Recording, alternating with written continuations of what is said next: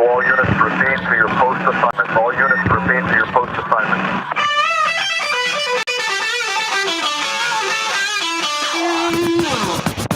George Trombley, Mark van Dijk, Mark and George Show.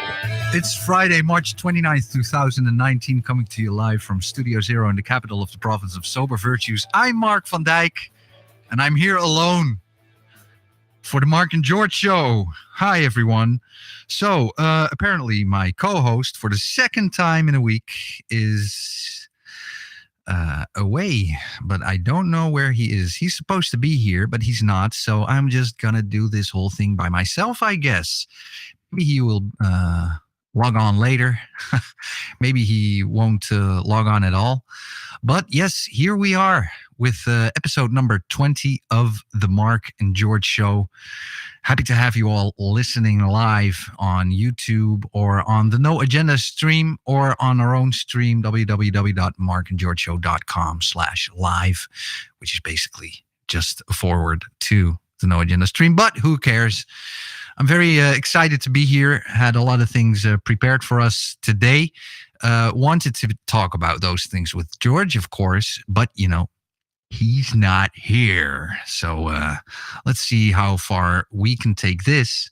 Although, one second, I think I am seeing him.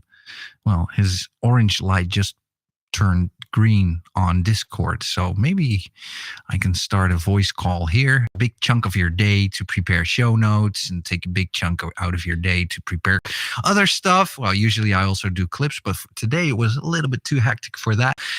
And yeah, ready. You know, I'm renting a studio. I'm not even in my house, but I'm physically in a studio, a separate location, which I'm renting especially to make podcasts. And my co-host is away. So yeah, that's very nice. Let's see if we can get some kind of contact. Well, no, he's not here. Thank you, George. Very nice. Okay, well, let's just move to the first topic then. I wanted to play a clip from Paul Joseph Watson, and this is something I wanted to talk about with George about our culture hitting a dead end. Has our culture hit a dead end? In music, movies, art, video games, and entertainment, do we see innovation, daring, and novelty, or do we see mediocre drivel alongside repackaged facsimiles of the past? Now, before you accuse me of being an everything in my day was better boomer, hear me out. In pop music, it's never been a better time to be dead. From Roy Orbison to Frank Zappa to Tupac to Amy Winehouse, holographic tours are the big new money spinner in the music industry. This is the same exact hologram that appeared at Coachella in 2012. And remember back then how controversial this was? People didn't know how to feel about resurrecting Tupac and him actually performing at Coachella. So Hologram USA, it's the world's first dedicated hologram.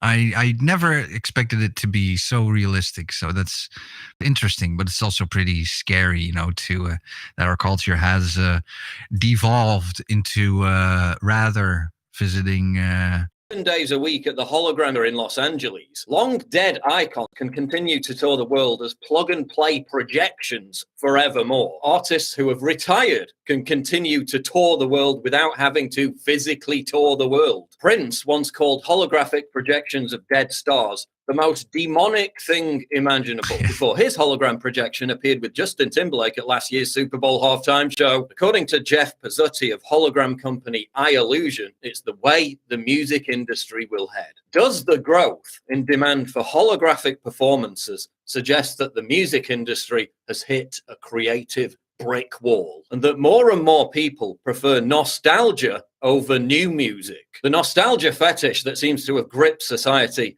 manifests itself in some very odd ways, such as the monumental denial industry that surrounds Michael Jackson, who is still ferociously defended by a loyal army of fans, despite the fact that he's almost certainly a pedo. Or those who clamour for 60s, 70s, and 80s classics just Philistines stuck in the past. Well, no, research shows that they just appear to have good taste. Oh, good taste, yes. Well, That's one way of putting it, but the other way is just they're bereft of new ideas and new content. And this is something I really wanted to talk about with George, because I'm wondering, how is this in Asia? Is the same thing happening there, or are they still making new things, original things? Is the culture also in decline over there, or is it still booming and active? He told me once that Japan is very difficult with exporting. Want to know, because he made a lot of he had a big project with Japanese music and trying to get English people or American people to perform in Japan, I think, or vice versa. But this was a big project which he used to own, and at one point it went all tits up, and I don't really know the exact reason behind that, so I'm very curious about that. So can you tell me, George? Oh wait, you're not here. It's just me by myself in an empty room talking to a microphone. Man, this is such a buzzkill. So about culture, well, maybe you can join Mark and George Show Discord server. Go to www.markandgeorgeshow.com/Discord to get your Discord invitation. Join me there. Let me know that you want to join our voice channel, or just pop in there and we can, of course, talk together, which is probably a nice idea. And also helps me a little bit with, the content of this show. That piece by Paul Joseph Watson, you can watch it yourself. The name is Has Culture Hit a Dead End? It struck a bit of a nerve with me, or it made me conscious about what we're doing with the Mark and George Show, because we're basically also just commenting on the things that are happening instead of providing you with actual content in the sense of original creation. And I'm always trying to get more original content into our shows, especially by digging into topics, into the news, looking into things that might have not been highlighted enough, in my opinion, to give you an informed opinion. But right now, with George traveling, of course, that's a little bit more difficult for him to do, and I hope that he's willing to do this as soon as he's back in the US and has a little bit more time on his hands to do that. So who knows? At least I would not. It doesn't really entertain me to make a show that's only about other people's stuff. So I want to make it bigger than that, but it's very difficult. And even creating the clips and finding the right kind of stories, that's pretty difficult, especially for an American speaking audience. If you're a Dutch guy yourself like me, most of the content I can find, or Euronews, which is in my opinion a total propaganda organization, or stuff like CNN International, those guys also might make the kind of content that we already know today, that we also had last Tuesday about Michael Avenatti, Jussie Smollett, and that kind of stuff. And I try to move a little bit away from that and move into the more original content. But yeah, it's been a relatively slow news week in terms of new things happening, or the stuff I want to dig into just by myself. I mean, no offense to you, George, but you don't have a long attention span. So I'm always, considering how long will this entertain George before he gets bored. So, yeah. You know what we're going to do? It's a little bit different today than a normal show, but I'm going to alternate this stuff with some music that I usually also play before the start of the No Agenda show every Thursday and Sunday, the 2 hours before the show, the start of the show. There, I usually pop online and play music that's been released under a Creative Commons license, which means we are free to play it as long as we give some attribution. Now, earlier today, before the start of the recording of the Mark and George show, I played a song and I really enjoyed that one. So let's just listen to that one again. It's by SWI and the name is Radio Clock.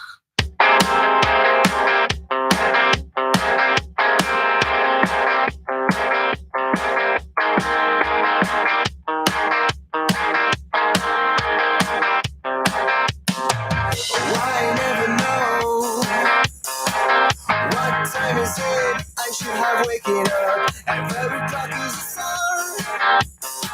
Every time I try, I just beat the score. Now, are we connected, George? No, we are not. Jesus Christ. Backward, I took the leadership. Every ticket is gold. Every promises, the rain begins to fall. Are you there?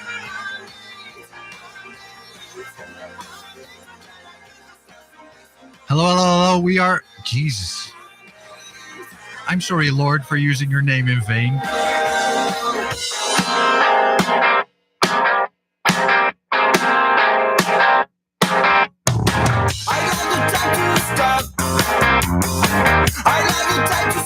Think about it anymore. What time is it? It's okay. Are you there? I'm here. Oh, that's so nice of you to join us. We're 13 minutes in the Mark and George show already. Oh, it's so nice. Good morning, handsome. Oh, handsome, huh? What happened? Well, I have my alarm set for 3:20. I'm sure it went off. I did not wake up. You traveled? Yep. I didn't go to bed until 1. I kind of knew that you would pop online, so I started the show by myself. You missed some great stuff, man. I don't know why I woke up. Well, because there's let's see here. There's 10,000 people listening to us live. They are all sending their that would energy be the day. to you. Wouldn't that be the day? Well, yeah, that would be the day. That would be awesome. That would be the day. 10,000 people. So I covered a topic, but we can rehash it. And I was all right, just because I don't have any topics. You don't have any? Okay, well, this might become a short show. No, because normally when I wake up, I prep a couple stories right at that point. I don't take like all night prepping stuff. So I don't think people are surprised. Let me check out. Let me see if I actually did make it. Did I make any topics? Let's see here. So George, show number 20, huh? Oh man, I did make one. Hang on. Yeah, show 20, the big show 20. Yay. Yay.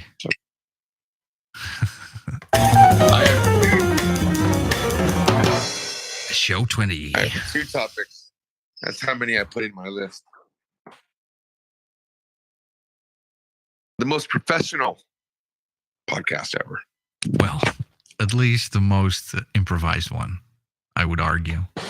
2012 My study mic by is the set up. Just rewinding this thing here. I wanted to talk. Are you awake? Do you need coffee, George? There's no way I can have coffee in this. I'm in a new apartment. I have nothing set up. Okay. I have water though. Are you in Seoul? You go, Mark. This will be one of those days where I don't interrupt. No, let's just make an extended anecdote here first. Mm-hmm.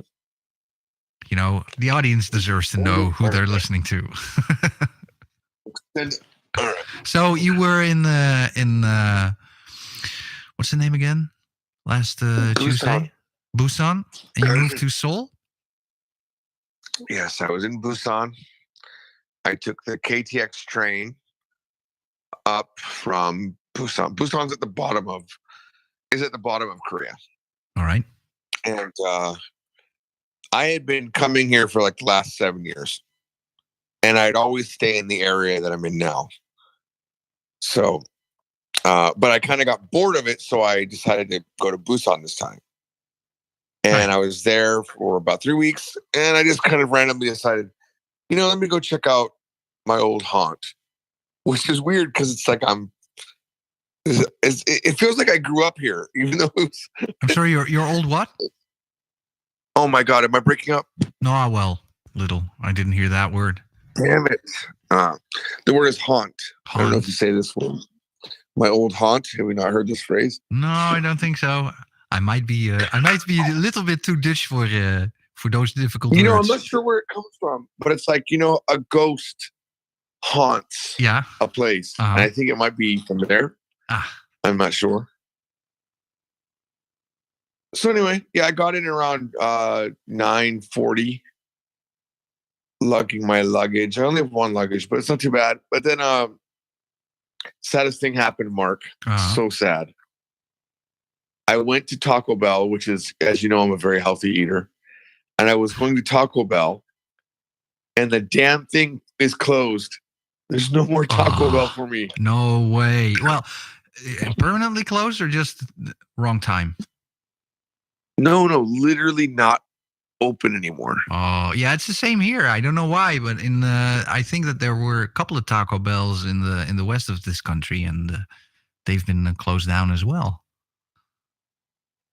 Well, for it's not too surprising because every time I come here, things are different. Like this place changes stores very, very quickly.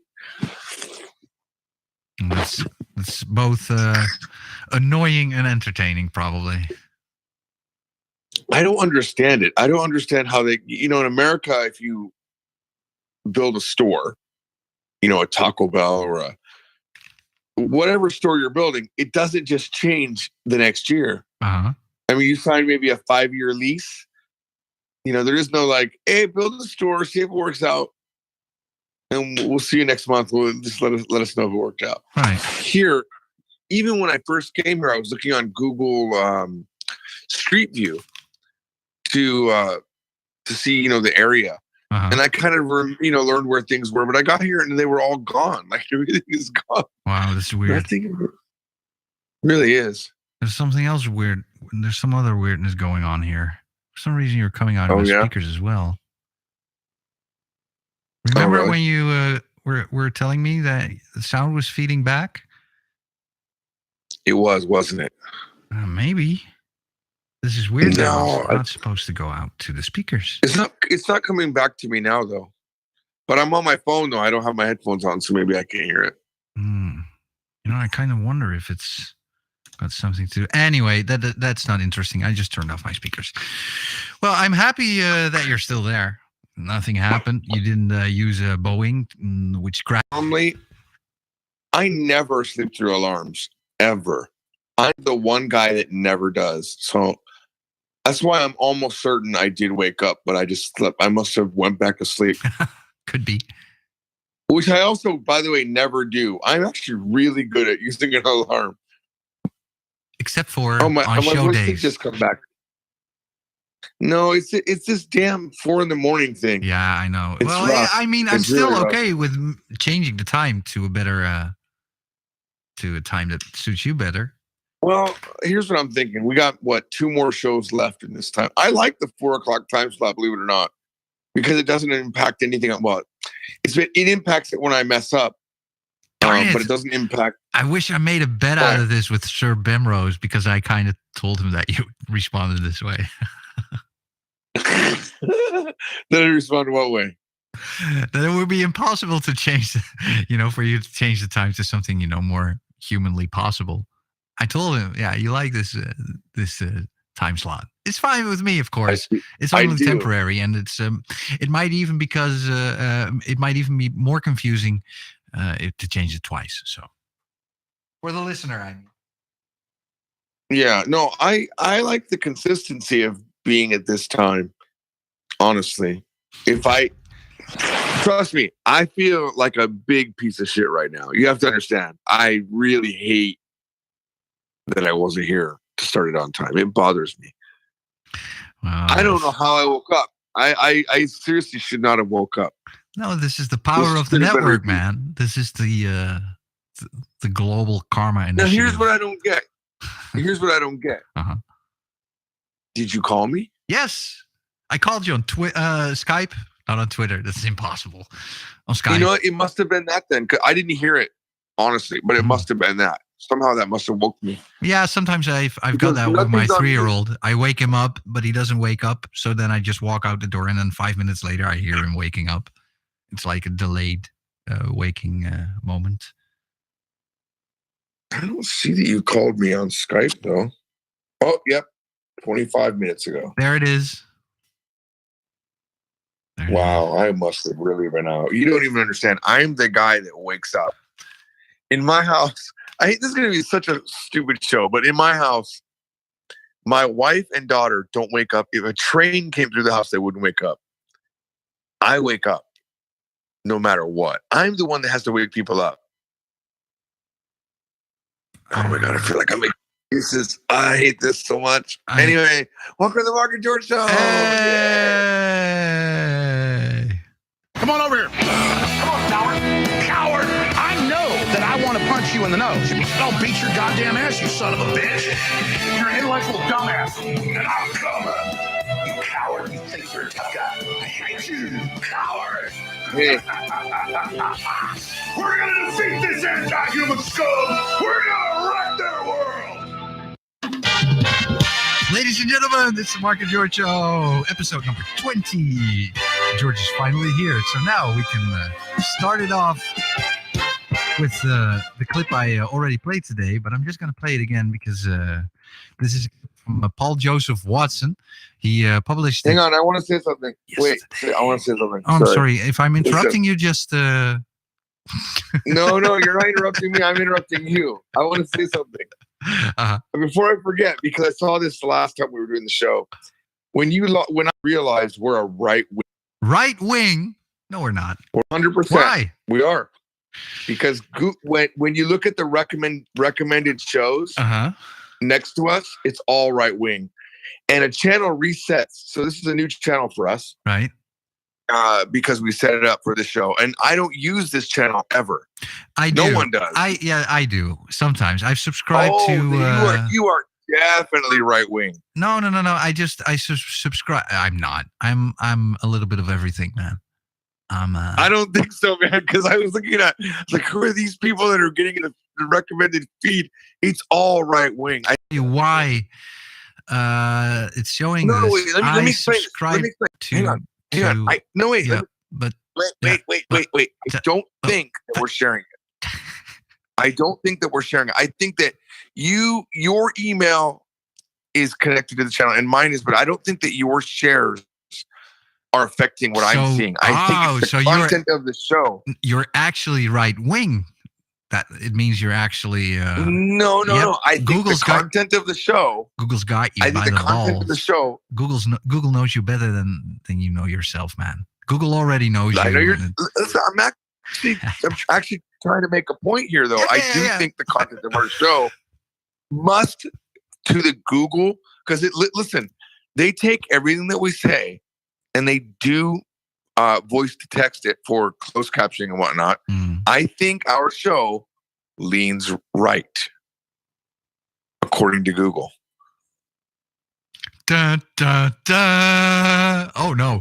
I think it's because I subscribe to, I think, 4 channels or something, 3. And I don't even know why I subscribe to them. But well, I do know. One was to because I make clips and I wanted to get more clips from them. For our 2 RT channels, which are by definition, especially according to Google, not left wing. Maybe they do text analysis. I'm not sure.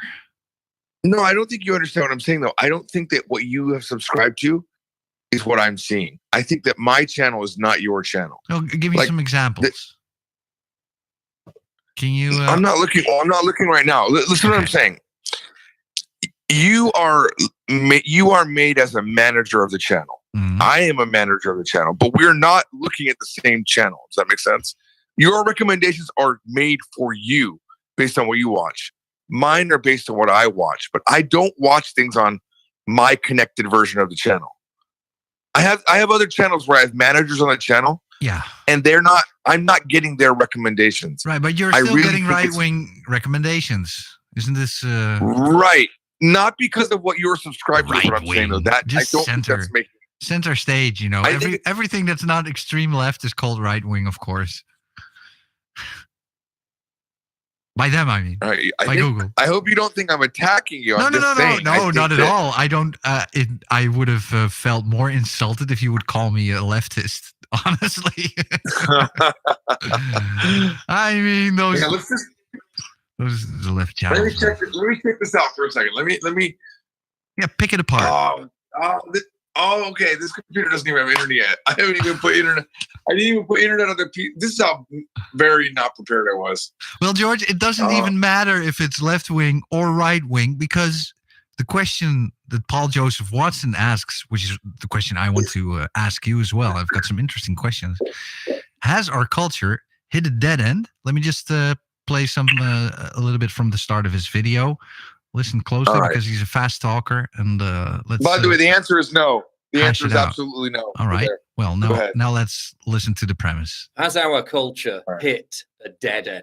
In music, movies, art, video games, and entertainment, do we see innovation, daring, and novelty? Or do we see mediocre drivel alongside repackaged facsimiles of the past? Now, before you accuse me of being an everything in my day was better boomer, hear me out. In pop music, it's never been a better time to be dead. From Roy Orbison to Frank Zappa to Tupac to Amy Winehouse. Holographic tours are the big new money spinner in the music industry. This is the same exact hologram that appeared at Coachella in 2012. And remember back then how controversial this was? People didn't know how to feel about resurrecting Tupac and him actually performing at Coachella. So hologram USA Theater in Los Angeles. Long dead icons can continue to tour the world as plug-and-play projections forevermore. Artists who have retired can continue to tour the world without having to physically tour the world. Prince once called holographic projections of dead stars the most demonic thing imaginable, before his hologram projection appeared with Justin Timberlake at last year's Super Bowl halftime show. According to Jeff Pizzuti of hologram company iLusion, it's the way the music industry will head. Does the growth in demand for holographic performances suggest that the music industry has hit a creative brick wall? Does it? What a clickbait. What a clickbait thing this guy. I don't know who this guy is, so I don't mean to insult anybody that's a fan of this guy, but this is such a clickbait thing. This is, you know, this is why I love you, man. This is why I love you. Listen, I could replace the word hologram with these people making these wax indentations of music and not listening to it live. It's sacrilegious. Is our world now? People are listening to dead songs. I well, mean, no. It's actually he's going in a little bit more interesting direction. The analysis of modern music, actually, as it turns out, modern music is according to studies he cites. I don't know which studies though, so I have to look that up. But the interesting thing, and he says the same thing about movies, was to capture you in a better way, because it seems more realistic than the newer Jurassic World movie, where they just use CGI, and also the narratives in modern movies are more and more focused on which kind of diversity kind of a narrative are we going to tell, instead of just telling a story. So both. And he also gives the example of course, the Marvel, the superhero movies, which are just going on and on and on. So his point is that in the sense of cultural development and elaboration on culture, we are starting to become more of a review culture, which is, in fact, that's what hit my bell. I'm sorry, so wrong. No, but I cannot disagree with this anymore, and I can talk about it for a while, but I'll let you keep going for a bit to make your point. The only point, and that's the last thing I wanted to say about this now, is the review culture, in a sense, means that instead of people, we're starting to review what someone else is doing, and it's becoming a rehash of a rehash of a rehash, which is, I thought, also something that we are doing in our show. Is we're looking at stuff that happened and we're giving our opinions about it, or I mean, I'm trying to dig into things and I'm trying to find interesting links. For example, the Jussie Smollett lawyer is also the Michael Avenatti colleague or lawyer or whatever that we talked about in the last show. Yeah. Well, you're looking for connections. I don't think you're doing review culture. You're trying to bring a new way to look at what everyone else has looked at. That's not a review. That's a, how do I think about it? Do I see a picture that someone else doesn't see? Mm-hmm. And if you, let me ask you a question. Do you sincerely think that our culture has stagnated to a point where we're not being original anymore? I would say this is one of the most original times in the history of this planet. Is it? I would say the exact opposite is happening with the human race. I don't know. We had one TV station at one point. We had no TV station at one point. Then we had 3 or 4, right, when Fox came around. And on those stations, what kind of TV shows did we have when we were growing up? MASH. We had these. We did have MASH, but we also had Lost. We had Lost, which was a whole different way of telling a story, which was completely original, and it introduced the majority of the TV audience to a story that can be told over 6 years instead of the same story like House. Well, House actually incorporates both of that, but we don't have these stories like that reset every single time, and every single time nothing moves forward. If anything, we're more creative now. And keep in mind, you're literally talking to me. I sat on the train for 3 hours almost and was writing my next writing part of my book. I create fresh content all the time. You do. And I strive. And I'll tell you what, you know what's hard? I agree. One thing, it's so hard to come up with something that hasn't already been done, because humans are amazing at creating things, and anything you can imagine, we've already thought of it. But this isn't a new phenomenon. You're getting some agreement in the chat room. Sir Bemrose says that he agrees because he quotes Sturgeon's law: 90% of everything is shit, but when you have 100 times more content, you also have 10 times more good content. And also, you have to take into account, Mark, that we are now connected. Everything anyone makes is immediately available to everyone. So, in the past, these large companies would filter out content and they would decide what to put in front of us. But what has happened is a complete flip in our society, where now all of society filters what it wants to see. Right. That means that everything can come out. Whereas it used to be the gatekeepers kept everything away. But now everything is available to us. Right. Well, that's true. No. Wait. That's an interesting point. The gatekeepers. I think that this is the point that Paul Joseph Watson is trying to make. And if he's not, I'm going to make this point right now. The gatekeepers, like, the companies who push out music, who help you with airplay and stuff like that, or the companies that are in the movie business, don't you see a stagnation in the kind of content that they specifically are providing, with modern music sounding more and more alike, and more modern movies looking more and more alike? Because it kind of sounds like you're. I agree with your point. You make a very, very interesting point. So it also it makes me wonder if those gatekeepers, as you call them, very good name for it. They are becoming more stagnant, while the total amount of content. Nope. All right. Well, absolutely not. Give us your perspective. Who are the gatekeepers, Mark? Who are the gatekeepers? Let's define who they are. I would say the gatekeepers Metro are Goldwyn Mayer, Sony Columbia Pictures. Kinda, of course. Did we forget about Hulu, Netflix, YouTube?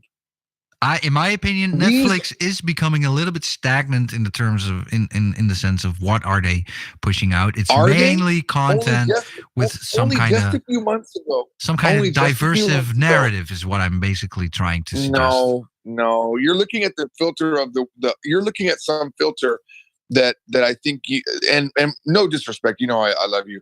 you definitely see the world through eyes of a larger conspiratorial nature of the world. No, I'm not. I'm just trying to be to channel the point Paul Joseph Watson is trying to make here. And I will say, after about the year 2002, I kind of stopped listening to the radio over here because I did think music was starting to sound more and more alike. And sometimes I turn on. You know what I did, and you know what I did in 2012? I started listening solely to K-pop. Uh-huh. In this world, I was able to choose to listen to another country's entire music base. And I can listen to anything that comes out of Korea while living in America. The day that it comes out. Right. But I was talking about Western culture, and I also had the question about Asian culture, and if this is a similar development happening there, because you've got the best perspective of all of us to talk about that. But if you just focus on the kind of content we are pushing out in the West, don't you agree that it's becoming kind of stagnant? Here's another example from Paul Joseph Watson. He's talking about TikTok. You know TikTok? Might have seen it. I hang on. Just for the record, I do know TikTok, and I've watched a lot of TikTok. Right. It's basically not just the stuff that PewDiePie is reviewing. Right. So it's basically people commenting on somebody else or bringing the same kind of meme with, a new take on it, which is kind of original, but it's also building on itself in quite a different way as well. There's a ton of original content on TikTok. Yeah, really innovative. Like, I watched stuff on TikTok and thought, wow. Me too. This is amazing. Absolutely. And there's I'm not a fan of that. This girl, she makes these videos where you see her face, and then, because, they're all 16 or younger. I mean, there are older people on there, but this is why I deleted the app. I was like, okay, this is just not my, these people are too young for me. I feel like I feel like a pervert just watching this stuff. So I was watching this one girl, and I was like, oh, this girl's amazing. Holy moly. She's 14. Yeah. So I was like, okay. She's amazing. This is just too much. I will look at these things again when my son is old enough. But there was this, there's so very creative. This, you see her, making a picture of herself on her phone, and then you see that same picture on a tablet, and she zooms out from the tablet, but it's going really fast. And she's also playbacking, mimicking the music, the lyrics that you hear. So I agree. It's very creative, but it's in a very... I actually have to say, that thing that you saw, which I've seen also, that's one that's done with an app. It is amazing, but it's not that they came up with it. And this is also provided by the TikTok app itself, but still... That's what I'm saying. That's what I'm saying. I'm saying that's kind of... That would be actually a good way to say... I would imagine you would say that to me to support your idea that we're a review culture or that we're not being creative. No, I thought that was an original way of using that app instead of just responding to each other. Yeah, I'm not saying that this is all bad. I mean, I'm trying to kind of channel Paul Joseph Watson's point, but I'm also trying to pose it as a question, and I've got my own ideas about specifically music, movies. Well, there were some great movies after 2010. So I've enjoyed what's this that one movie about space travel with oh my gosh. Yeah, Interstellar. That was a great movie, and it's not an original idea per se, but it's still an original take on the idea. And it's very difficult with space movies to make original ideas because sure, but even in the last, fantastically original. Even from me as a linguist, is the movie with the they're in this. Well, I'm trying. Spoiler. Yeah, I'm trying to not make it a spoiler.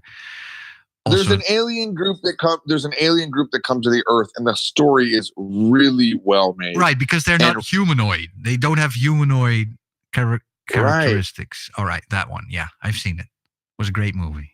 I enjoyed it a It was lot. a great movie, right? And Although it there was were very some, original. but there's always criticism on movies. Yeah, all in all, it was a great movie. I agree.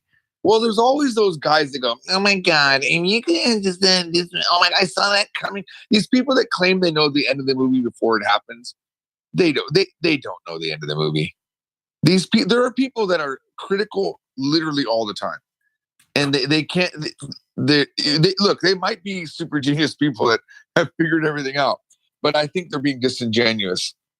A lot of these people. Have you seen that movie, that space movie with the guy and the girl trapped on a spaceship? I forget. Yes, all of their... Arrival. That's not Arrival. What is it? It's the guy from Guardians of the Galaxy. What's his name? I really loved that movie, by the way. I don't remember it, to be honest with you, too much, but I remember at the time thinking this was a good movie. I agree. Passenger. Yeah, Passenger. Passenger. Yeah, I enjoyed it, and I watched it twice because I watched it, and then I think this was around. Well, my future wife. She was either still pregnant or she just delivered the baby. I don't really remember where, in time we were to see that weren't, like too intense, because that would just, open up the floodgates and let the emotions flow to an extreme. So I was like, okay, I got to be careful with her. So I watched that movie twice, once alone. And then I thought, oh, yeah, this is a great movie to watch. And we watched it together. And it was, with I thought, theory that this, reasonably with the original. theory go ahead.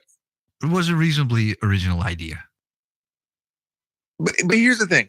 If you really think about it, the guy who made that video, what was the guy's name? Paul Joseph Watson.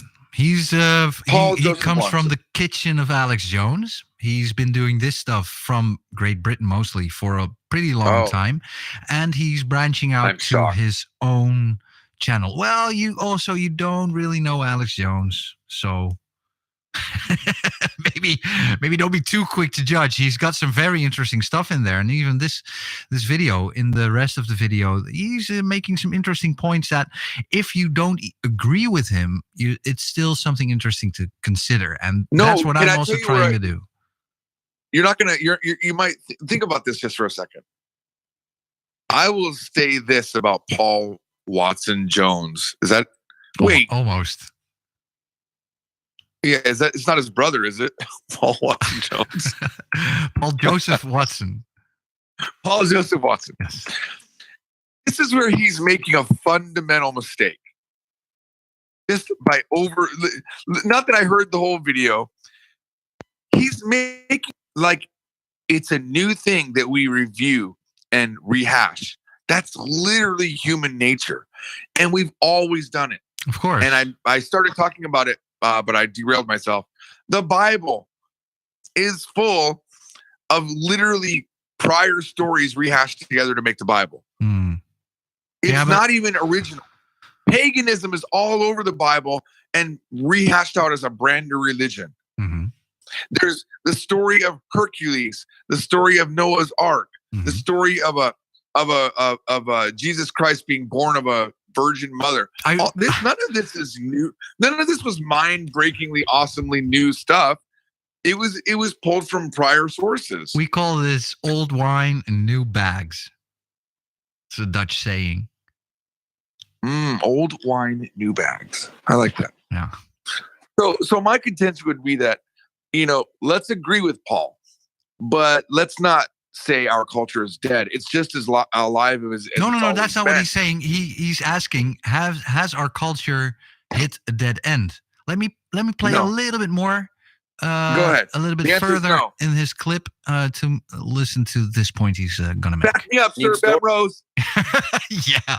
Storylines when you can just continue to cash in on the same old tired brand in order to satisfy 1 billion Chinese customers who will hand over the cash and swallow anything without demanding any cinematic nuance or sophistication, because foreign box office takings easily outweigh domestic. And why is it?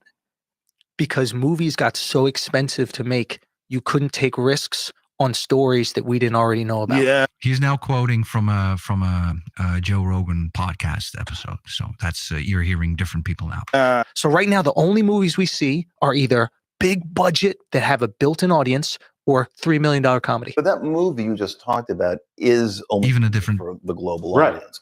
And you see it like all over the place. I mean, I saw the Mamma Mia sequel, Here We Go Again, and I couldn't believe how much attention had been paid to the global needs of the box office in terms of a kind of bland, inoffensive cleanliness in terms, and also a kind of borderline dumbness of where anybody in any language can understand exactly what's going on in every scene because of the facial expressions of the characters. And I'm sure, I mean, since 70% of the global audience is not going to be seeing this movie in their language, that's kind of what the demands Right. are.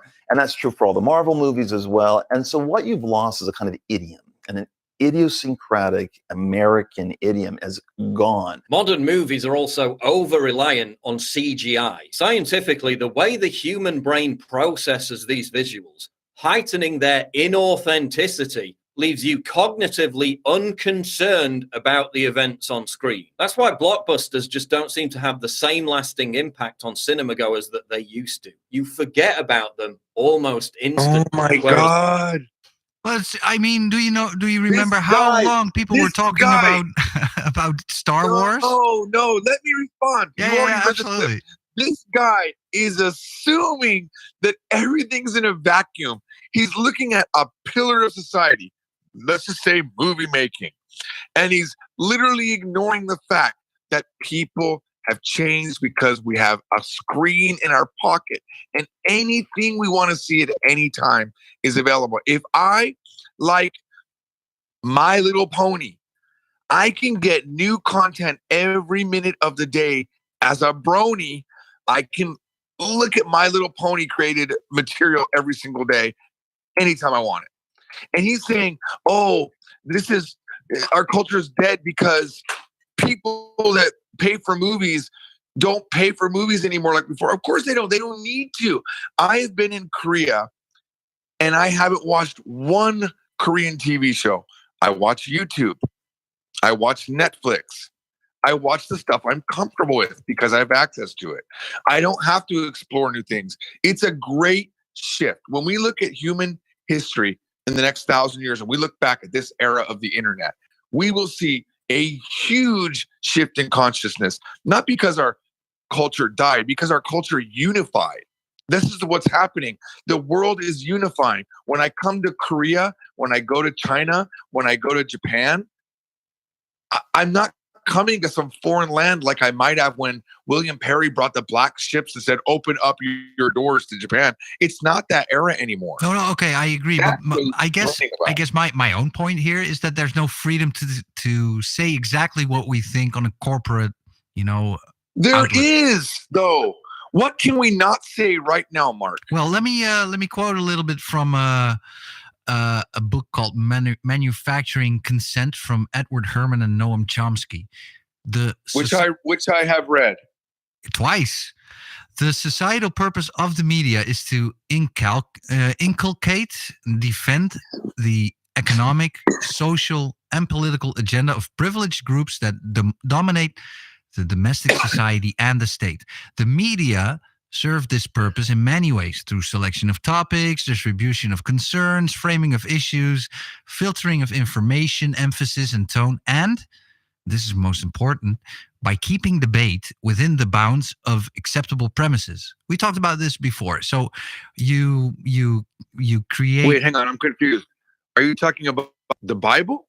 No. Or media nowadays? No, you're talking about the Bible, I'm sure. No. You're talking about the book that was spread around the world with a certain set of ideas. Or Here's an example. That phrase, Buddhism. keeping debate within the bounds of acceptable premises, is crucial. Thus, for instance, a Fox News presenter who looked critically at the ownership and advertising behind that network would not last long. They would probably never have even been promoted to that trusted position in the first place. Sure. Right? So there's... And Jesus Christ went against I don't really understand some why... king and he died too. And I don't believe in God, by the way. I'm just bringing this up. I don't really... This is being presented as something that's new to the human race, new to the human condition. By It's whom? not new. By whom? It's been here by you. I mean, and John Paul Jones. Sorry, John Watson Jones. I forget this guy's name. You want to I already don't like and it, poison though. us and take our families and kill us?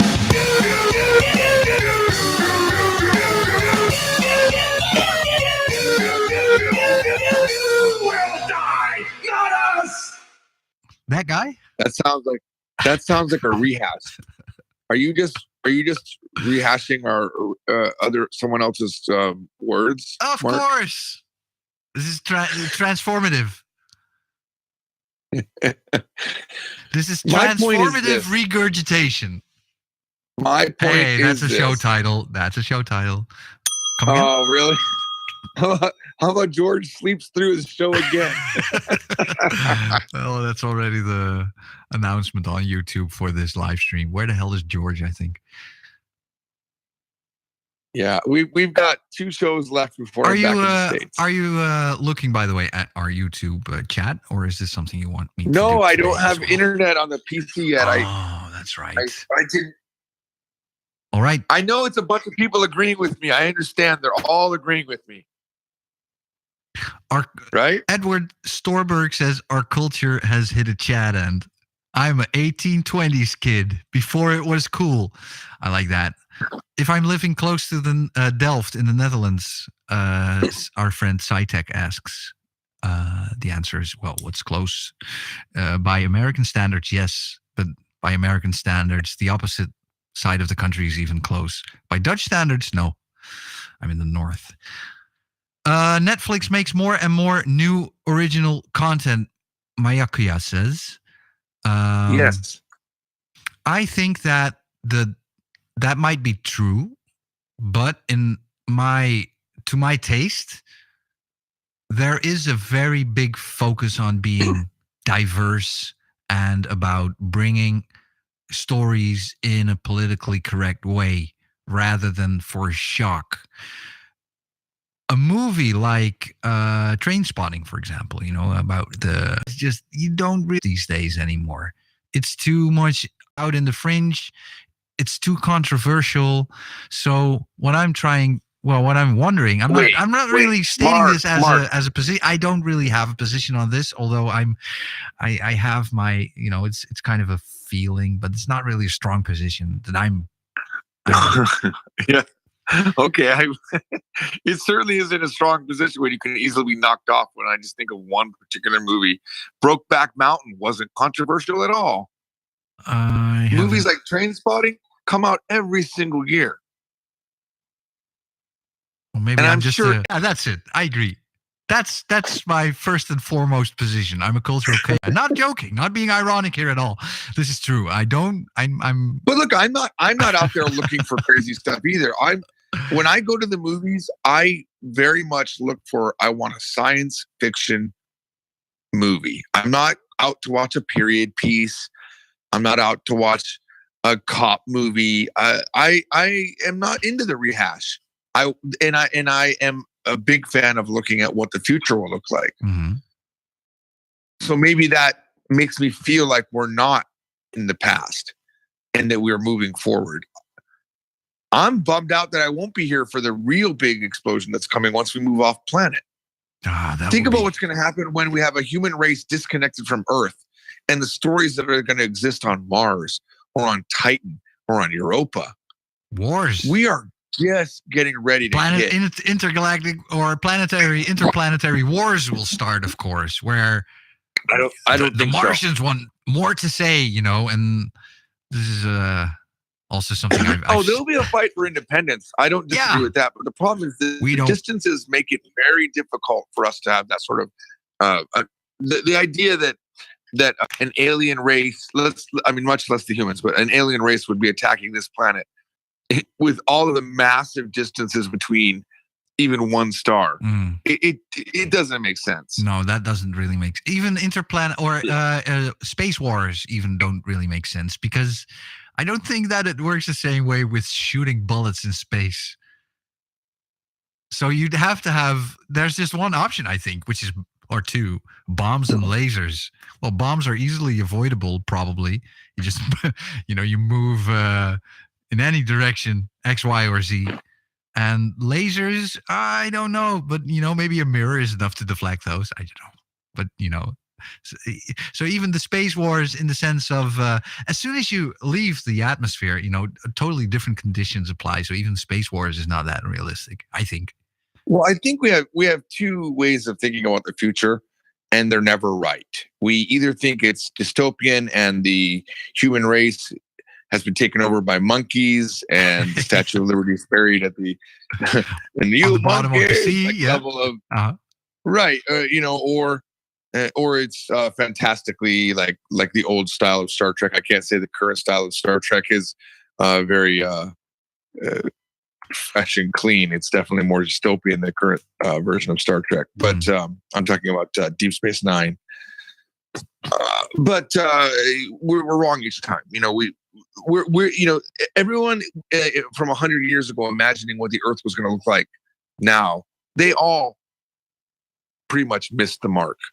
There are highlights here and there where people might have got parts of it right, but for the most part, you don't know the future, and no one knows the future. And our history, our culture is not dead because so many people are awake now. We are so awake. Wasn't Captain Jean-Luc Picard the first guy who used the tablet in space?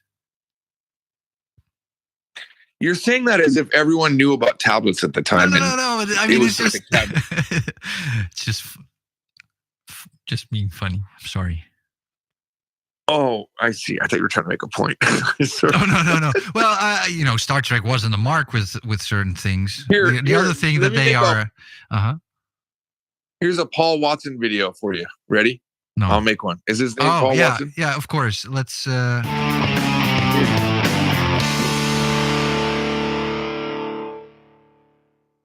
Oh my God, us as human beings, we have no originality and no depth at all. In 1962, Star Trek came on the TV and had the first black and white kiss on TV. And what are we left with in the 80s?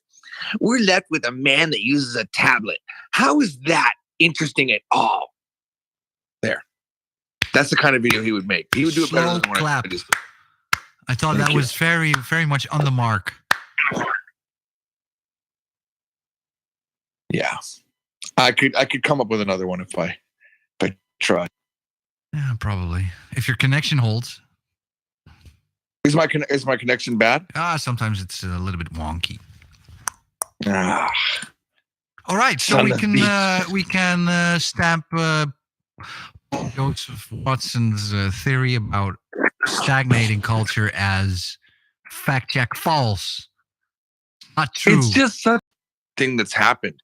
Our culture was really stagnant when there was only 3 TV channels, but now you can't stop an idea nowadays.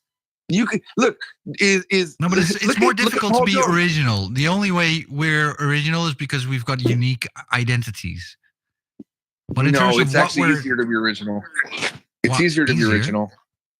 Why? Yes. Because there's more outlets.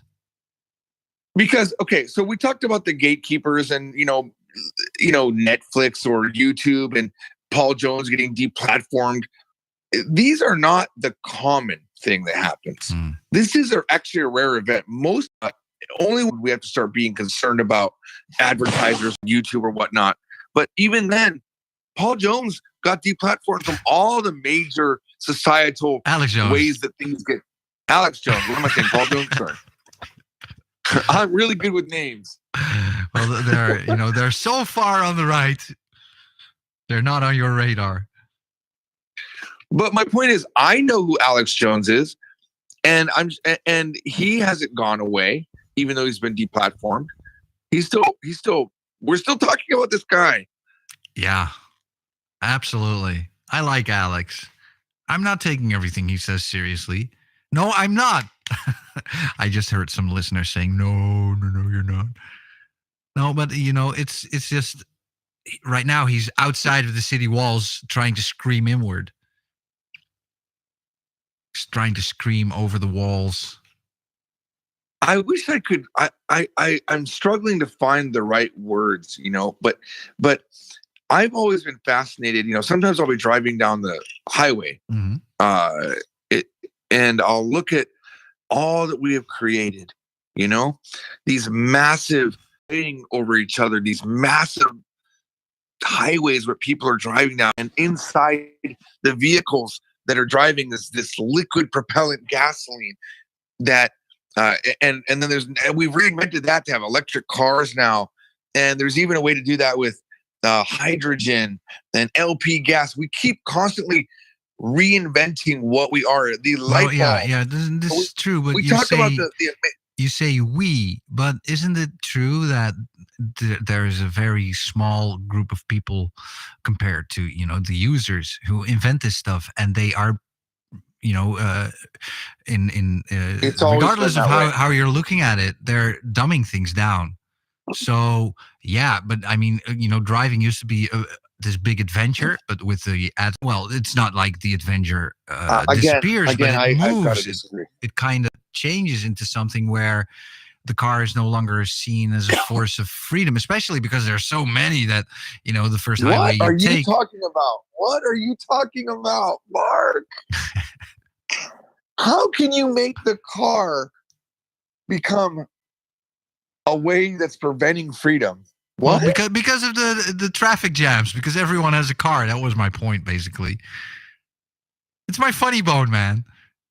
So it used many to be people have a car that you're stuck in traffic. I'm joking here. I think every joke has a sense of You need to get my sense of maybe irony you're grasping here. for meaning where meaning Don't doesn't worry, exist. I'm kidding. There are plenty of places where you can also drive, even in my country, especially, but if I'm looking at LA traffic, then yeah, it takes a 6-hour drive for, I don't know, a 30-mile ride. Kidding again, not using actual numbers here, but my point remains, the question I'm posing remains, things are becoming easier and easier and more accessible. They don't require. Here's the thing. Here's a comparison. Before humanity became great at agriculture, we had to. We ate our meat raw from the bone. We also ate the bones. We had to chew a lot more. And there were, the archaeological findings from before we became an agricultural society shows that we had much stronger muscles in our jaws, much stronger teeth. The teeth of old people would be, much more disappeared because of, continued use and having to bite those really hard things. Old people? Hang on. Let me clarify old people. You mean 30-year-olds? I don't know how old they were, but you can. But we do know that we're now living with much longer lifespans. Yes, that's not my point, though. So, my point is we made eating stronger easier. teeth. So yes, we increased our lifespan as well, but we also became less resilient to certain diseases that only started to develop when we started to stay in one place. Mark, I love you, man, but we are so much more resilient to disease now. And why would that be? Because of scientific, research and that kind of stuff, and vaccines and what have you. I'm not arguing that either. I'm just saying that we have a tendency to make things easier and more accessible. Yes, when I say we, when I'm talking about this grid of electricity that we've built and GPS satellites and navigation systems, all these things that we've built, same thing as vaccines making us healthier. We are in the peak. This isn't the peak. It's only going to get bigger and better. But if you looked at it from a historical standpoint, not knowing what's in the future, we are at peak amazing right now. We are amazing. And not just from a technological standpoint, but also from a cultural standpoint. If we look back in history, this is the time where everybody has the ability to put their opinion out there. People that believe that they were born a man, but they're a woman. People that believe they're born a 6-year-old. Their story can get out there. Yeah, true. It's on the fringes. Let's hope it won't be like the cultural mean.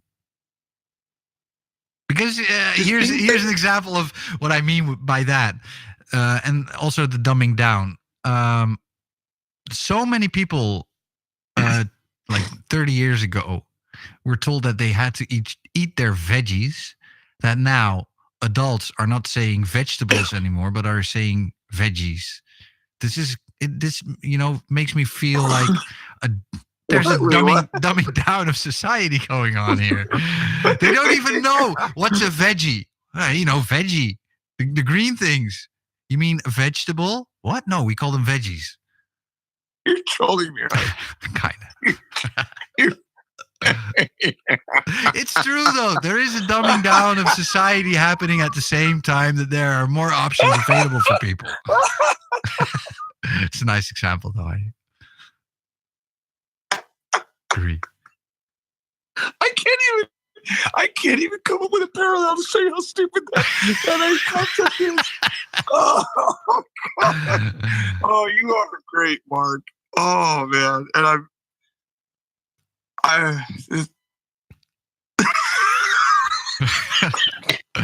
right. I did it again. Almost a hat trick here. Well, hang on. Look, I know this must be frustrating for you because you're trying to make a point and it's not, I must not be getting there's something I'm missing, but I don't feel like the human race is dumbed down. I think what has happened is maybe you're also dumbed down. No, I think we're much more aware of the dumb people. I have consistently said in my own video shows, 99% of people are shit. I believe that's an exact quote from myself. Most people on this earth are just breathing the air. I think you also said 99% of people are good. So people are good shit. They are good shit. That's a good. Thank you for remembering that. I do believe that most people aren't evil. Yeah. I don't think they're not into it, but they have access to that. If they wanted to learn the language, if I wanted to learn, like for example, I don't know any of the maths. But my daughters this know is the interesting. Maths. So the more information becomes available, the less inclined people are to research that information, which another expression of this is people are not able to show. That's not important for society. I mean, if you're looking, people, or even being able to read a map. Hang on. I would say in history, more people know where they are in position on the planet that have ever known where they are. How about that? Because of mass migration. I'm kidding you. Not because of mass migration, because we all know what a map is. No. Oh, this was a joke, but I don't know about that. I think fewer people know are able to even read a map because it's so dependent on technology. How many people 200 years ago? How many people 200 years ago do you think could read a map? All the men. All the men. All the men. Women were taking care of the kids. Men knew how to read a map and go out there with their pickaxe. I can hear the smile in your voice. Now I get it. I'm really searching. Here's the honest answer. I am really looking for my own angle here because this show, I have to say it to you, man. You're absolutely nailing it. Fact.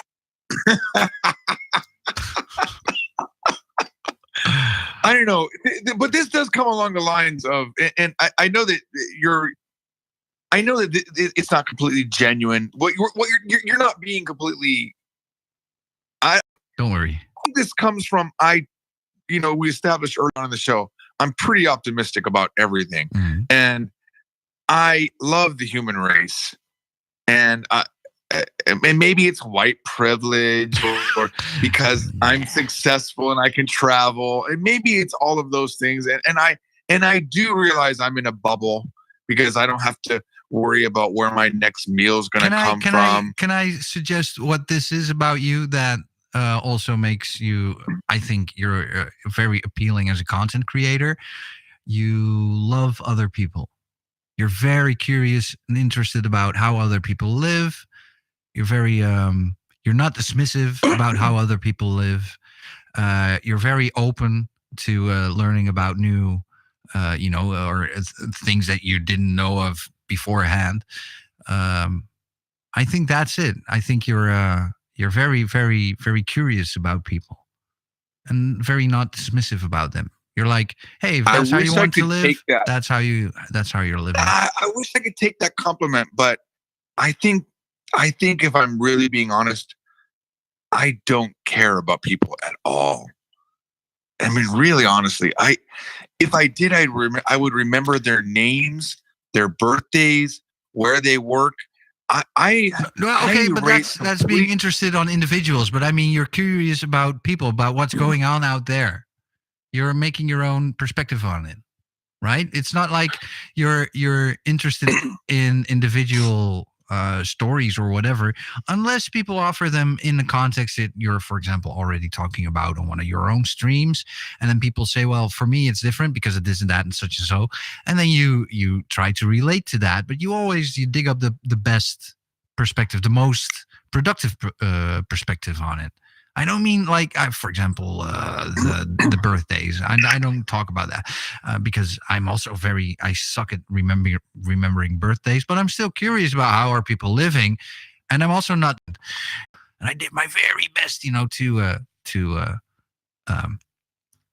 start saying she and her about her, and not he and him anymore, and call her by her female name, which was just very difficult because I always knew her as a guy. But I was also trying to be accommodating to the new situation. It's very difficult, but are you Yeah. I was thinking, I started analyzing as you were talking, because I mean, I have a friend that's also transgender, and I went through the same thing. And I think let me just try to boil this down for a second. So my understanding of humans, and it's constantly refining itself, but now that I've been speaking to Chinese people in Chinese, Korean people in Korean, and Japanese people in Japanese. For Japanese people were always part of my life, so I don't want to count that. That's been around long enough to where it's not weird for me. But I think it was with Chinese people where I really realized, we have this image of China as, communist, and I think we start assuming that the way we're presented a country through our media, through our limited scoped media, we start thinking that people are different, and they're not. I've never actually met a different type of human being. They're all the same. Mm-hmm. I've met, when I did my interpreting work, people would come in from India, and people would come in from at this one medical company that I used to interpret for. All of these people were coming in from training, Pakistan, India, and then myself traveling. There's nothing. There aren't multiple types of humans. Humans have dreams. This is a big range, a big scale. A very big range. If I boiled humans down to a pixel, they're all the same. They're all the same color, and they're all the same way of thinking generically. There's always outliers. You're always going to have a Hitler. You're always going to have a Trump. That was a joke. I'm not calling Trump. But so that's why I say people are good. People you know what? When I meet young children, younger kids here in Korea that are 20-ish, or people that are in Japan that are 20-ish, and the people that I've talked online, because I haven't been to China enough to really have made direct friends, they all are at the same point in their life, even though they're in different cultural makeups, and they're in different types of governments, and they've got different politics. Yeah. But they're all the same. Yeah, they're like, I don't know what I'm doing with my life. Yeah. If you're 20, like 24, you're still, you're not used to having a lot of money, and you're still figuring stuff out, like where to settle, what to do with your life.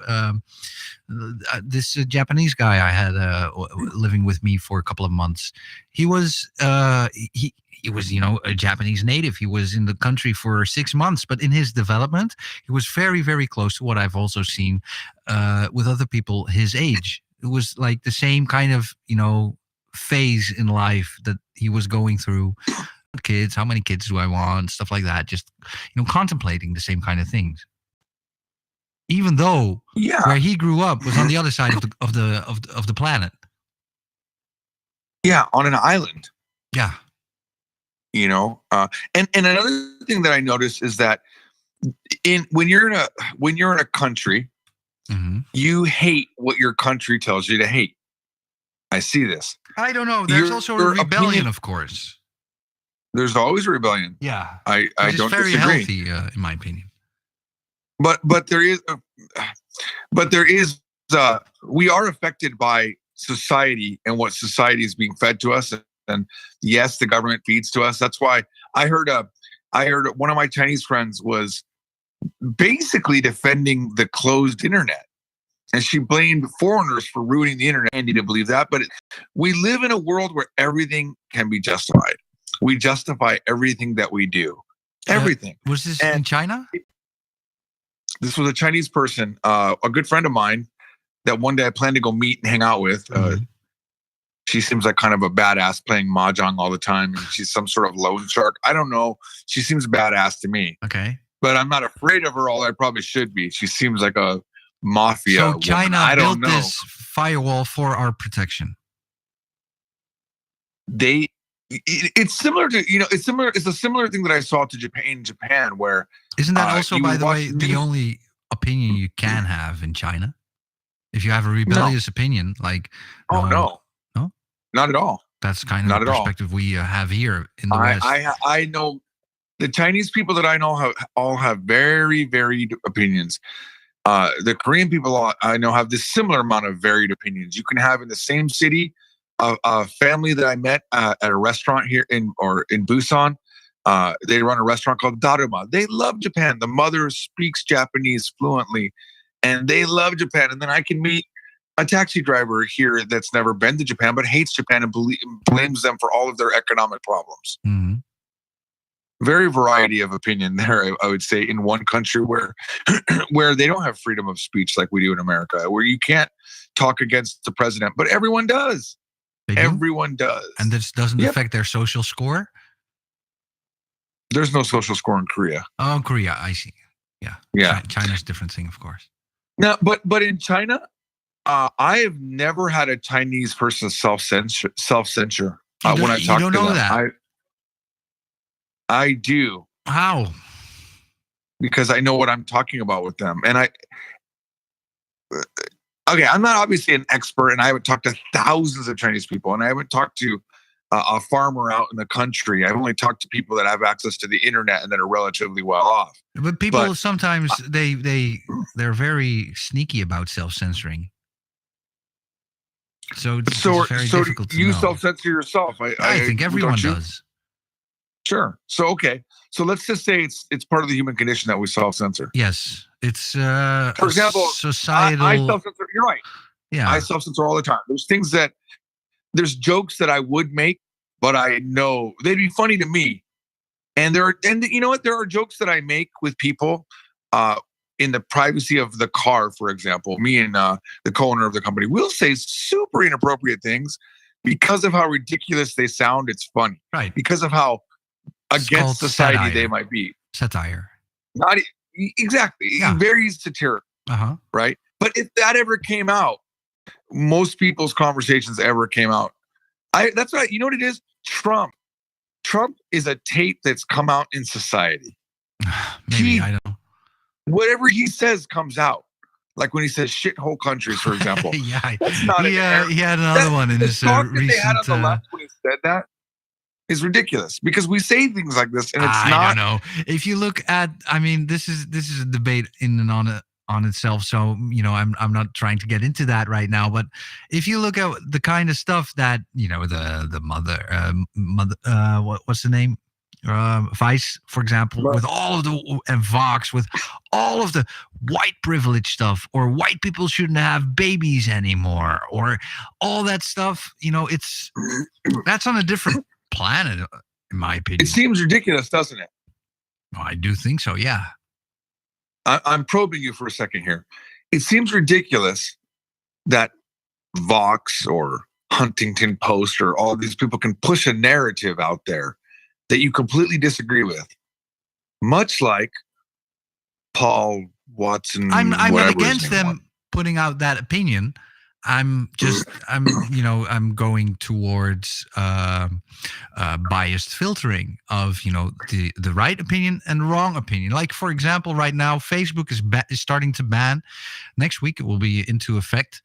They will ban everything that has to do with white nationalism and white, they have one other term, specifically that. So all of the other stuff that you see, like the Black Lives Matter and whatever, that's all still fine. It's just, it's a very specific demographic here is being You want to know why? unfairly treated. Of course. I guess I do know why, but go on. Tell me why.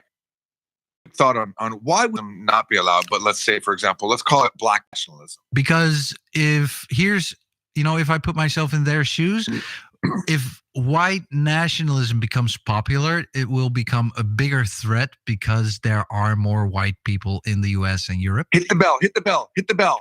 Bing. You nailed exactly what I was thinking. Well, it's obvious, of course, but it's still not fair because there are many nationalists that are white who have, for example, the opinion that the majority should remain white in the United States, which was 90% white in 1960. The majority of... I've never actually met anyone that thinks like that. I hear about it online and it gets accentuated, just like I've never met anyone that actually believes the world is the earth is flat. But God, it seems like when you watch YouTube, I met one flat earther once, and that was a very annoying meeting that I did. I wanted to get out of that one as quickly as possible. Yeah, but I believe But there's a matter of self-censorship here, of course. You're not allowed to say any of this because if you do, yes, you are. You are allowed to. Well, not of. That's why we know online, about it. Of course. Online is one problem. We know about it. But here's the thing: I've met people that believe a man walked on water and sent a son down to die for their sins and all this crazy stuff. It's mainstream. I've met people who say that if a woman does not wear a headscarf, she's a whore. Or that when a girl gets raped, it's not fault. rape unless it was witnessed. Yeah, that it was. Yeah, she's a whore and she needs to be stoned to death. Right, because Come on, man. Yeah, because she was promiscuous or something. Because she revealed a little bit of skin on her ankle or something like that. Yeah. But who determines what is right and what is wrong? There is no right and wrong. There is no right and wrong. There's only rules that we've made as a society. Well, there's also, of course, especially you say I never meet these people in public, but this is what we talked about with self-censoring. People self-censor these kinds of thoughts because they're not, politically correct. They're not socially accepted. And it's very difficult to throw out these opinions, when talking to people in real life. It's always been the case, though. Yeah. Let me ask you a question. Like the vaccine stuff. If I went to your house right now, I would punch you in the nose, man. No, kidding. How comfortable would you be would you be with me taking your phone and your computer completely unlocked and looking at everything you have? Well, that would be fine because I really don't have anything to hide there. But so I wouldn't be worried, but I would still feel like it's an infringement. I don't really understand. I'm going to be seeing what kind of porn you're into, Mark. If that already assumes the premise that I'm watching porn. Yeah, I know you are kind of clean. Yeah, you are kind of a weird soul, or I do feel you aren't hiding much. Hiding? No, I don't think you're hiding much. I'm not. You know why? Because I'm terrible at keeping my mouth shut. So I realized the only way I can get through this life thing is by, making sure that there's not anything that embarrassing I can say. So that kind of stuff. Well, it's not just for myself, but it's. But yet you do self-censor. Of course. I think everyone does. Not self-censor, you self-censor. Yes, I both. I'm wondering, is it even possible? Is it even possible to not self-censor? I don't think it. I think you just end up sounding like a crazy man if you don't self-censor. Well, there's this word for it. It's Alex Jones. No. It's the Alex Jones syndrome. No, I mean decorum. That's what the word is. We all maintain a sense of decorum. I was curious about something. Well, it must have been like 8 years ago. I was curious about this. Well, not really spiritual group, but this group of people who met once a week, and they talk about life and all this stuff. And they had a big meeting once in a village in the country, and I went there, and there were a few very old people, and one of them was well, very obviously she had a loss of decorum. She was constantly tickling her own sensitive private parts, and Wait, what? yeah, that was a very strange. It was an old person, and that's when I realized. Sounds strange, maybe. But that's when I realized how we maintain a sense of decorum. We don't scratch our genitals in public and all this stuff. Yeah, it must have been 10 years ago or something, because it sounds like some realization a young guy would have. So I must have been no older than 24. But that's when I realized people don't do these kinds of stuff because they're social norms. You know, it's the same as not taking a shit on your neighbor's pavement, because we've got toilets. This is also might not be, well, it's maybe a pretty strange example, but still, we do things in private and we do things in public, and we tend to not mix the two, is essentially what I'm trying to say. But you did grow up in whatever society you grew up in. Let me give you a quick story of 3 countries: Japan, Korea, and China. And in my mind, I always place Japan at the top, Korea in the middle, and China at the bottom of a lot of things in order. Now, the word decorum absolutely describes Japan's society. Yeah. And I think you said you've never been to Japan. No. But Japanese people... I've been in Holland, though, and we've got a big sense of decorum. Okay, so in Holland, I don't know, because I've never been there, so I can't base anything on there. But Japanese people grow up with a core set of values that are: don't impede other people, don't burden other people. And this is something that when a mother, for example, is in a mall and their child is being rude or obnoxious, in Japan, the mother will say, "Stop it! You're burdening other people." Oh yes, but in America, Dutch. Yeah. Okay, so it makes sense to how I understand how you are. You seem very kind also in that way. Now, but in America, we say, "Stop it! You're embarrassing me." I see. Yeah. It's a very me-centric society. Yeah. Okay. Now, one of the reasons that I got so attracted to Korea when I first came was that Koreans don't have that sense of decorum.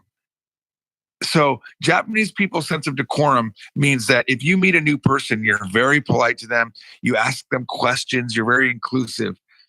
And this leads to people that come from other societies thinking that the Japanese person likes them, when really you don't know. And this gets labeled as fake, by the way, by the Koreans and Chinese and people that visit Japan often.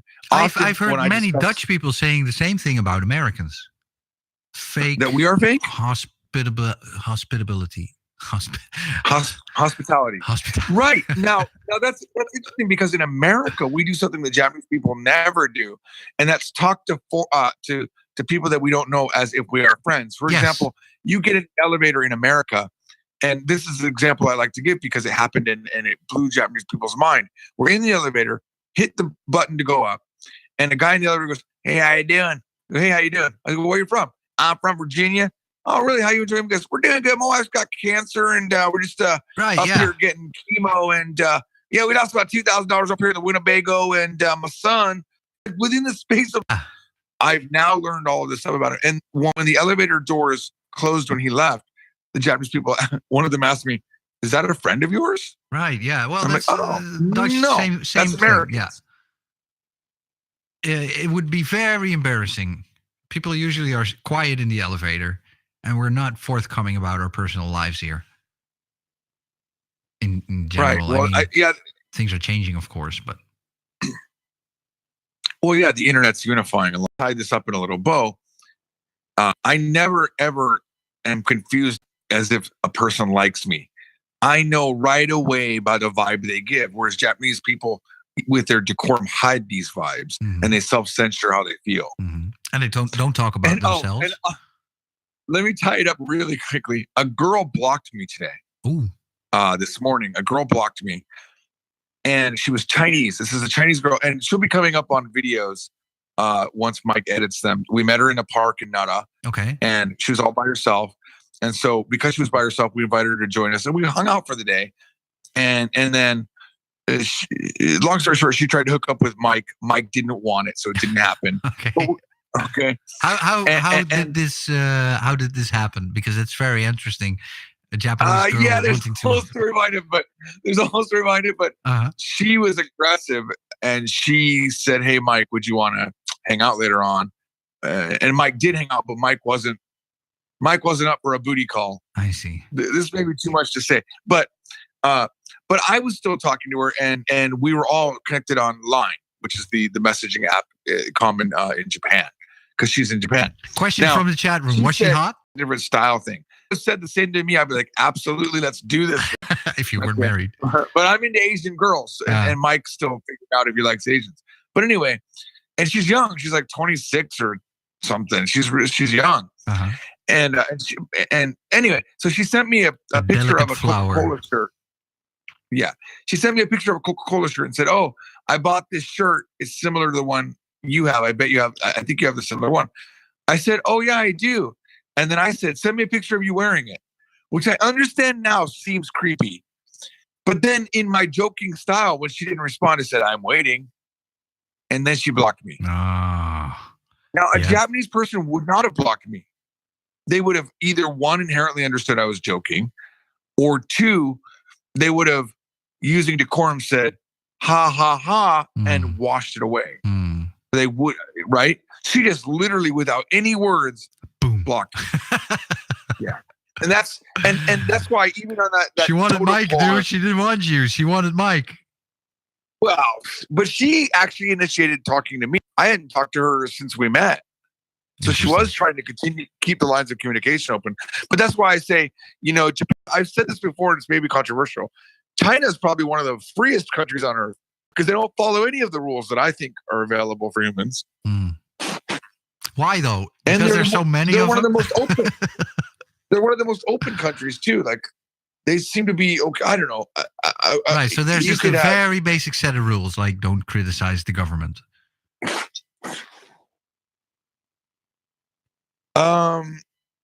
Yeah. Well, they live in an oppressive society in that sense. They can't say for saying about.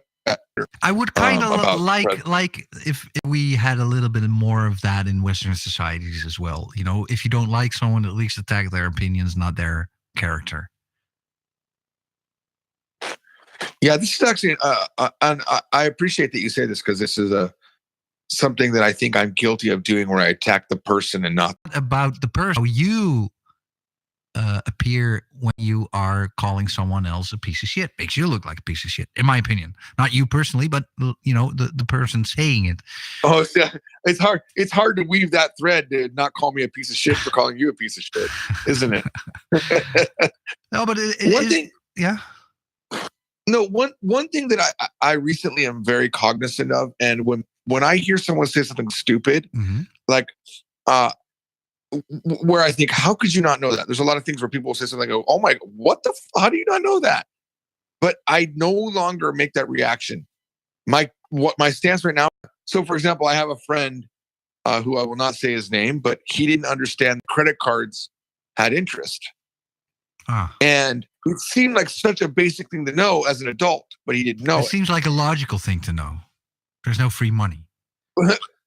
You would think, but I don't think that's the case. I think if you've never been around it, how could you know? Yeah, you just never cross your mind. That's fine. So now when I hear something like that, I just say, well, yeah, actually, so let me explain it to you. And I explain it to them because how could they know? It's just like this. When I went to get my taxes done one time, my tax person was explaining how the taxes work to me. And I felt like an idiot because how could I not know how 941 taxes and 940 taxes work? And those are actual numbers, by the way. But I didn't understand them at the time. But then in the very same conversation, they didn't understand how browsers were different because they were having a problem accessing a website. I said, why don't you just try a different browser? And they're like, what? Browser? And, you know, and so I realized that people can't know everything. There's all, if you specialize in a certain thing, Yeah, you have to sacrifice other things. of course. You know, my brilliant best friend, Kathy, is a weight loss doctor, and she knows so much about the human body. But when I said, could you send me a different resolution of this photo? She was like, do you have a what? better resolution? Yeah. She's like, what are you saying with your fancy words? And I made a lot of fun of her. I made a ton of fun of her for that time because it was a couple of years ago. But I realize now that I would have to explain how pixels not work. Done to make fun of, you know, people if they just don't know something that, you know, is it's not cool, elementary man. For you. The cooler thing is to explain it. To them. And I'm guilty of still slipping and ridiculing someone for not knowing anything. But the reality is, man, you can't. That's annoying. The other Could thing you imagine if you ridiculed me? If you ridiculed me when we first started talking about compression and expansion of sound? Oh no, it's usually the other way around. That if you don't understand something, you ridicule the other for understanding. Why do I? That's stupid. Oh my God! You know, this is indicative of how I've written my textbooks too. Like, if you watch any of my videos, like perfect present tense, yeah. I really like to shit on people that know grammar very well. Yeah, because I teach to the masses. I'm not teaching for the linguistic. But yeah, you're right. Wow, that's a very good observation. Yep. I'm going to look out for that. Yeah. I need to respect the knowledge that people have gained. It's pretty impressive. Yeah, because their point of view is you might learn something here. And you're like, I don't need that right now. But you're thinking of 10 other things. So, you know, you don't have the mental bandwidth for it at that particular moment. And then, you know, I love all days later. That was where you're talking about. Oh, so I did need one of those UCS 222 devices to make my my audio setup work right. Oh, that's what you meant. When you told me that if I use my onboard sound, it sounds like this. You were very kind throughout that entire process of me learning you were completely correct and I was wrong. I was very patient because I know this about you and I don't take it personal. This is the thing, I guess. Well, get to know me a little bit longer. I can make you cry, I'm pretty sure. Well, you can make me hang up, but cry. We haven't had that yet, have we? We haven't had a time where we've gotten so pissed off that we hung up. No. I guess. We haven't had a fight yet. Not really. No, not that I was actually angry with you for an extended period of time. No. There was one time when I... Oh, no. You know what, though? Yeah, on the air, we have... There have been moments where I know you were upset, and I've been upset with you, too. And I kind of felt like, you know, turning off your audio, and then I almost did, but... Was it during the sex robots? I don't... Oh, well, that was another beautiful moment, wasn't it? Oh, I would say that this show, regardless of what happens to the people listening to it or whatnot, or if it ever gets big, it has enhanced my life. Yeah, same here. Already. Same here. It's I'm very happy to be doing this. It's also a great way to work on myself and, you know, keep myself to certain goals. And the most difficult thing for me is to combine making this podcast with, you know, where I'm currently at regarding my personal life. It's very difficult sometimes going to start making a Dutch podcast with somebody. It will be a episode first, but maybe more.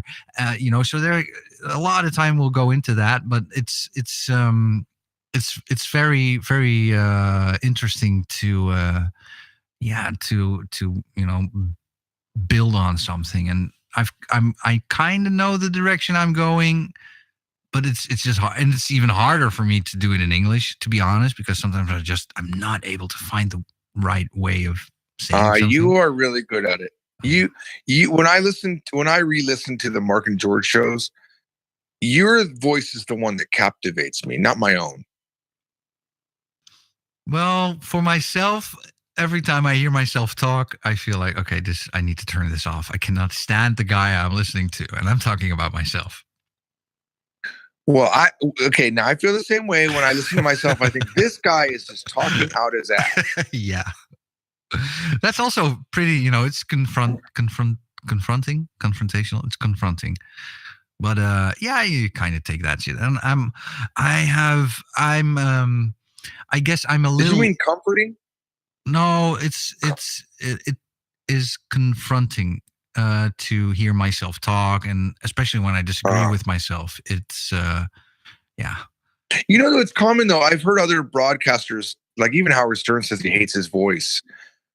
So I do. Maybe I'm aware. Like, what if you listen to yourself, Mark? I think in a year from now, when you go back and listen to these podcasts that we're making now, you'll feel like I do. Like, I'll watch my old stuff and I think, man, I was way smarter back then. Once I hope not. Oh, I hope not that I will think that. No, it's not. It's not really true. It's not really true. It's not really true. But when you've forgotten all the things that you've said, you see yourself from a third person perspective. You can see the intelligence that you actually are spewing out, because your words sound intelligent. And I know sometimes my words sound intelligent because I've got videos going back now almost 20 years. And when I listen to them, I think, okay, yeah, I was nailing that. How was I so smart back then? But now I'm an idiot. But then I'm sure this exact podcast I'll listen to, 2 years from now, and I go, wow, I was really well together back then. What happened to me now? No. So you're 10 doing years, very you will well. think, oh my God, we've improved so much. At least I hope. At least from a technical perspective, of course. Well, once I'm back in an actual studio, it's going to sound better. And once we're on a schedule that is easy for me to follow, I'll be very happy with that. Yeah, I'm so looking forward to that. Hey, we're in the show 1 hour and 46 minutes. I've got one final story for us. Oh, let's do it. Want to hear it? Although I'll say this was very enjoyable, the entire discussion. I agree. Today. I agree. You nailed it. You knocked it out of the park, this topic. Well, so did you. And every now and then we we go a little bit deeper into our own reflections instead of just hammering the news, and that's, I think, very nice to do every now and then. I would say it's my favorite type of show. Yeah, me too, but not always. Sometimes it's just you need to, because else I don't want to start sounding like the voice of wisdom or something. So I like to never forget. This word is George and Mark talking. Absolutely. So it is. The Mark and George Show. Okay, I've got one last story. This is from Australasia, apparently. I don't know why they call it that. Maybe because they are trying to combine Australia and Asia. This was just one headline you had to know. In Australia, a court has ruled that farting on colleagues is not bullying. David Hinks wanted 1.8 million in damages after claiming his former boss repeatedly broke wind at him.